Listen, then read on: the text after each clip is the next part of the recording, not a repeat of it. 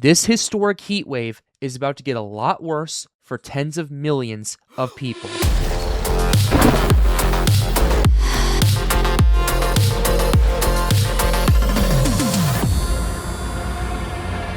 What is up, weather enthusiasts? I'm your host, Pat's Path Predictor. Let's get right into the weather. Alright, so here's the situation we have for you, ladies and gentlemen. As you've seen across eastern three-quarters of the United States, there is a massive heat wave that is ongoing across much of the Midwest, the Deep South, and the East Coast of the United States, impacting 250 million people. And we're going to be talking about that today, as conditions are only going to get worse. And we're also going to need to look at the impacts of what this heat wave has done and what this is going to be doing over the next few days, and when this heat wave is eventually going to lift, and if maybe we see another one after that. So with that being said, ladies and gentlemen, we're going to go ahead and dive right into it. Starting off, ladies and gentlemen, here is the situation that we have pulled up for you guys right here. We'll go ahead, before we get into the models, let's go ahead and pull up the NWS real quickly, just to kind of give you an idea of how expansive this whole situation is. So here's our National Weather Service. Look at the amount of excessive heat warnings that we have going on from Iowa and Missouri and Kansas all the way to the east coast of the United States, including the entire states of Delaware, New Jersey, most of Maryland, all of Connecticut, all of Rhode Island, all but one county of Massachusetts. And this is also impacting many urban centers: Washington, D.C., Baltimore, Philadelphia, New York City, Boston. The five big cities over here are in this excessive heat warning. And from what I have looked at and from what I've talked to Ethan WX about, who lives on the East Coast, this heat wave could potentially bring heat indices in some isolated spots of up to 120 degrees, while the main temperature remains around 103 to 105 for you guys. But also in the Midwest, it has been baking in that region for the last few days. The temperature got up to 98 degrees yesterday in some areas. The temperature is expected to remain around that range for the next week or so, with the humidity only continuing to climb as more Gulf moisture moves into much of the U.S. So let's go ahead and take a quick overview. Let's go ahead and look at our temperatures that are going on right now. Here's what we have going on for today, ladies and gentlemen. Across much of the United States right here, you're looking at temperatures. Look at this: 103, 105, 106 degrees according to the European, all right on the coast of New Jersey. That is incredibly warm, and you're also looking at extremely warm temperatures too, not just in there, but also going from pretty much down the I-95 corridor all the way down to Atlanta, Georgia, where it's going to be 98 degrees. And in areas of Florida, it's going to be in the mid to upper 90s as well. So that's a situation you're going to want to watch out for. And another thing I'm watching for is in the Carolinas. It's going to be 98, 99 degrees, 100 degrees right in the Piedmont, right in the Charlotte area, right in that central area of North Carolina, South Carolina, Greenville, Spartanburg. That area could see 100 degrees today as well. The main thing that we need to look at is, now that we've given you this overview, is what is causing this heat wave and how are things going to progress. So what we got for you guys right here, this is an illustration on COD. I'm also going to show you this on Tropical Tidbits as well, because I'll also give you a better idea as to what's going on here.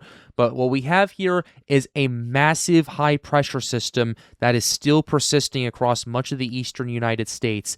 You're looking at your height contour right here, a height of almost 6,000 meters up at 500 millibars. That is a pretty extreme gradient right there. That's a pretty extreme height difference right there, and that's just an indication of how strong this high pressure system is. And where it's at currently is ultimately, what it's doing is it's bringing a lot of not just warm air, but also more moist air from the Gulf region that's really ramping up the humidities and really ramping up the heat indices. Let's go ahead and pull up Tropical Tidbits for you guys, just to kind of give you a closer look at what exactly is going on. So here's what we got for you guys. Let's go ahead and pull this. Let's go ahead and pull this up, and we'll go ahead and go to the continental United States right here on Tropical Tidbits. The reason we're doing this is to kind of give you a better illustration. Yeah, you can already see that. Look at this. 1023 millibar high pressure system at the surface. If we look at our wind shear map, this gives us the best illustration the best illustration out there. If we can even pull up our bulk shear, I don't think we can. Unfortunately, I don't think we can, but we can pull up our 500 millibar height anomalies right here. This is what we got for you guys. This is this right here. This red explains to you why it's been so warm. You have much larger heights than average across the eastern half of the United States.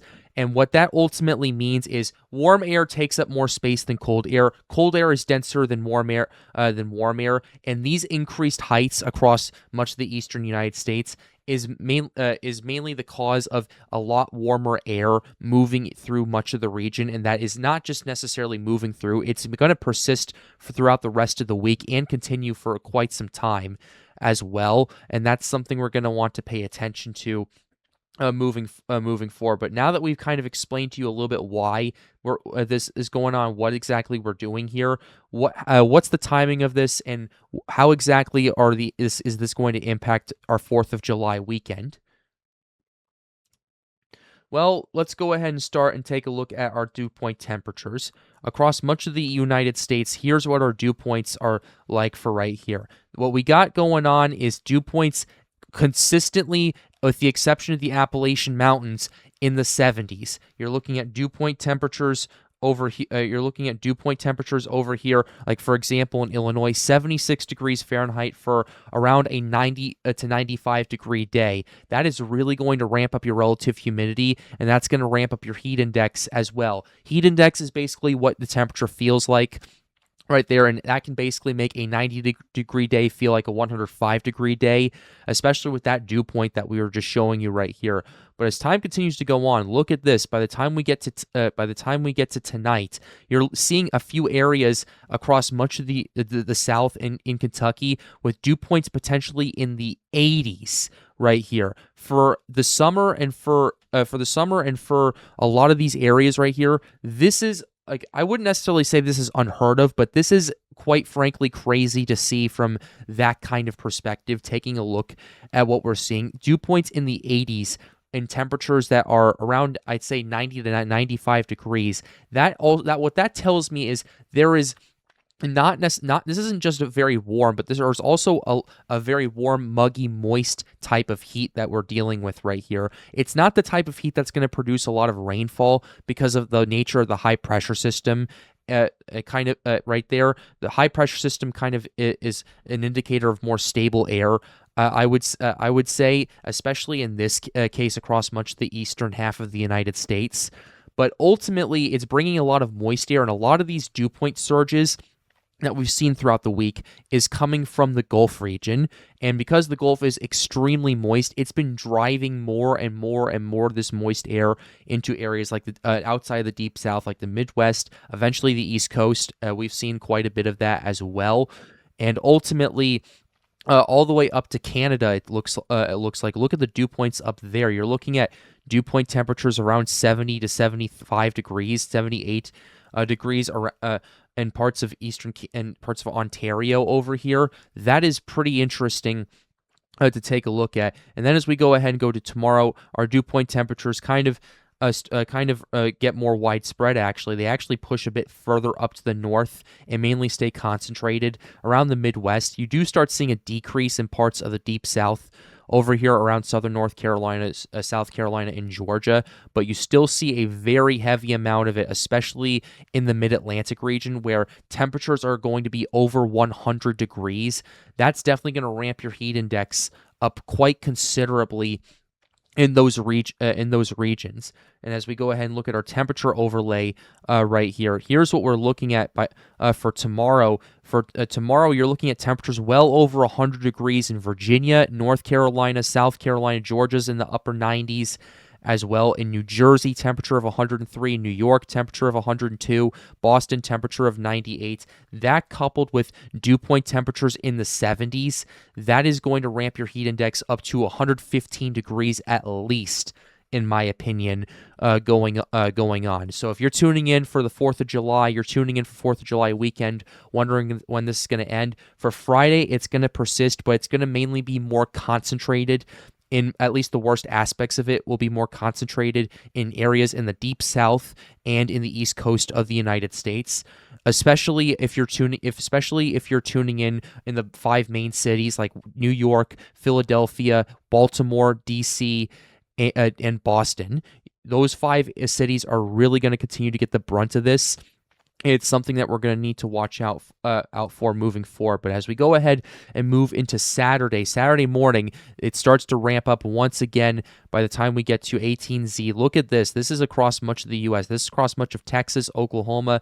These temperatures over here are a bit more typical, like around 90 to 100 degrees in Oklahoma and Texas, but still quite a crazy situation to look at over there. But in areas like Georgia, South Carolina, and North Carolina, temperatures cracking 100 degrees is the norm for a lot of these areas, especially in Greenville, Spartanburg, and Columbia. In Augusta, you're looking at 99. Atlanta, you're looking at 98. Areas around the coast are a little bit cooler over here. You have 95, 94 around Savannah. Or in Charleston, you're looking at, around 96, but still not nearly enough relief over there, mainly because that high pressure system is kind of keeping those offshore winds out to sea as well, and that's going to cause problems in terms of cooling for the next couple of days with those sea breezes as well. In areas like DC, over 100 degrees. Baltimore, around 100. Philadelphia, 100. New York, around 96 to 100. Boston does start to cool down a little bit, thankfully, but things are really starting to escalate by the time we get to the 5th. And then as we get to the 5th of July right here, it starts to calm down a little bit across much of the region, but in the deep south, you are still seeing very warm temperatures as that high pressure system starts to exit the United States and head towards potentially Europe as well. But looking at this, 90, 100 degrees. In what is this? Raleigh, you're looking at 102 degrees. Charlotte, 101. Columbia, you're looking at 100. Greenville, Spartanburg, 100 as well. So still going to be impacting tens of millions of people along the East Coast, and we're going to want to continue to watch this moving forward. And not just that also, but I do also want to kind of highlight something that I have noticed with this too, and that is that this heat wave, and I've talked about this in a few of my other videos talking tropics, and what this heat wave is also doing is, because of where the high pressure system is concentrated, and because of where it's bringing warm air in, and because it's such just an oppressive heat dome, it's also heating up the temperatures across much of the Atlantic Ocean as well. It's really starting to warm up the temperatures in the Gulf region and in the southwestern Atlantic basin. Those 2 areas in particular have seen temperature surges considerably because of this heat wave that we've noticed right here. Let's go ahead and look at the climate reanalyzer to kind of give you an idea of what I'm talking about right here. So here's our climate reanalyzer. Let's go ahead and go to the Gulf. That's the Gulf of Maine right here. Although even the Gulf of Maine, we can talk about this. This is where we were on June 23rd right here. But look at the water temperatures since then. They have really exploded in water temperature, mainly because of this heat wave over here that's kind of in that high pressure system off the coast of Massachusetts and New England. That's really bringing those water temperatures up more and more. And looking at the Gulf of Mexico as well, right here, this is also a pretty considerable surge. We were seeing this gradually increasing and then decreasing, but over the course of the last 10 days, you've gone from about 28.3 degrees Celsius to about 29.4. Not 29.7 rather. That is a jump of about 1.5 degrees Celsius or 2.7 degrees Fahrenheit for an entire synoptic region in the span of only 10 days. That is a pretty crazy situation and a pretty crazy scenario we are looking at right there. And given the fact that high pressure system has persisted, there's not really that much convection and that many thunderstorms that can cool off these waters. And in fact, across much of the Gulf, we are seeing a lot of 30 plus degrees Celsius water temperatures in those regions. And I can go ahead and show you that right here on the map. across the Gulf region over here, what we're taking a look at is 31 degrees Celsius, 30 degrees, pretty much across the entire northern half of the Gulf where this high pressure system and this oppressive heat wave has kind of persisted. You've seen a particular surge of water temperatures as well. So if you're tuning in from Texas, Louisiana, wanting to go to the beach and all of that, those waters definitely have gotten a lot warmer for you guys. So depending on how you feel, if you're in for a nice swim and you're tired of the cooler waters, that's good news for you. But if you're looking to cool down, that's not necessarily some good news, because a lot of these water temperatures, especially off the coast of Florida and off the coast of Louisiana and Mississippi, are approaching 90 degrees Fahrenheit. And considering the fact that you're looking at upper 90s to triple-digit temperatures on land, those water temperatures aren't going to feel as cool as what you would previously have felt a couple of weeks ago. But the good news is this is much better for you guys to go swimming and all of that. I just the main piece of advice I would give is, if you're going to be in this kind of water, don't rely on this to keep you cool, because in areas, especially off the coast of Louisiana and Mississippi, that water is particularly very shallow on the continental shelf. And that shallowness is mainly the reason why you're seeing these massive water temperature surges across much of the Gulf region. It's mainly been concentrated on the continental shelf, although areas in the Loop Current and in the central Gulf have also increased in temperature at a decent pace as well. And even in areas in the Atlantic Basin as well, where this high pressure system has kind of impacted that too. You're also looking at water temperatures really surging along the Gulf Stream. You're looking at 30 degrees Celsius along there off the coast of South Carolina, 29 degrees Celsius off the coast of North Carolina as well. Definitely something you're going to want to keep an eye on, especially if you're trying to stay cool. Probably if you're in the Gulf Coast, going to the Gulf and going to the beach it'd be a good 4th of July day activity, but if you're going to rely on that to stay cool, that's not a good choice. If I were you, I'd bring plenty of fluids, I'd bring plenty of water, and I would kind of take breaks as well as needed, as well as bring some sort of shade like an umbrella or other things like that as well, because of this oppressive heat. But the 4th of July, man, is going to be very warm for a lot of people, especially along the East Coast. And if you're tuning in from those regions, you're gonna want to watch out. You're gonna want to watch the weather, and you're gonna need to look at your hourly forecast as well. I would say for fireworks and all of that, temperatures are gonna start dropping at that point. It's gonna be in the lower 90s to upper 80s at that point. I wouldn't be too worried about that, especially considering the sun's gonna be going down at that point. But overall, this big heat wave that's going on across much of the U.S. is going to continue to persist. It's something that we're going to need to watch out for as well. But ultimately, based on what I've seen, I can just tell you this for right now: you're looking at a pretty bad combination if you're not adequately prepared. If you're wanting to go out for a walk, I would do it before. I would do it, especially this weekend, before 9 a.m. or after 7 p.m.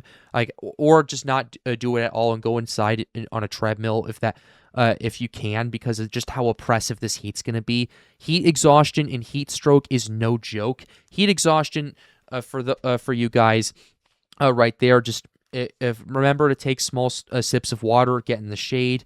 Get in the shade and all of that. If it gets worse, call 911, obviously, and get paramedics involved. But ultimately, that's the kind of heat we are dealing with. Also, another thing that I want to emphasize, and this is a pet peeve of mine, do not leave your dogs in the car or your children in your car at all. Even like if it's a 70-degree day, that car is going to heat up because it's made of metal. And let alone 100 degrees. Like, my car in 30 seconds went from about 70 degrees because I had the air conditioning on to about 90 degrees just because I left to grab something real quickly from my house. That's how quickly those temperatures can surge. in your cars right there. So for the love of God, do not leave your dogs and your children in the car, even if it's for a 30-second stop, because that heat is going to be very oppressive, and that has led to deaths in the past. And that is something, and that's my biggest piece of advice I'd like to give for you. And that is all I have for this heat wave here on the Pat's Path Predictor channel. But with that being said, we're going to close this video out right here. I hope you enjoyed it. Like the video, subscribe to the channel if you are new. The goal, as always, is to get more people engaged with weather. Join the Storms United Discord server. Link to that is in the end screen. And with that being said, have a wonderful day, guys. Stay safe.